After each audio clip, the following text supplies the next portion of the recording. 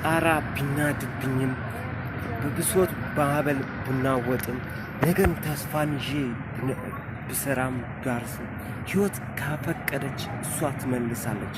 ነገን ለማግኘት ግን ዛሬን አልወድቅም። ነገን ለመኖር ደግሞ ነገን ማየት ይጠበቃል።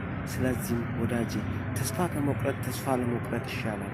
ነገሮች ሁሉ ቢጨልሙብህም ተነስተህ ካልሰራ ሕይወት ቢመርህም ግን ራሷ ታጣፍጣለች እንደገና መልሳላትና። የሰው ልጅ መከራ ፈተናው ቢበዛ ተስፋ ባለመቁረጥ ራስህን አጽና። ራስን ማጽናት ካንተ ይጠበቃል።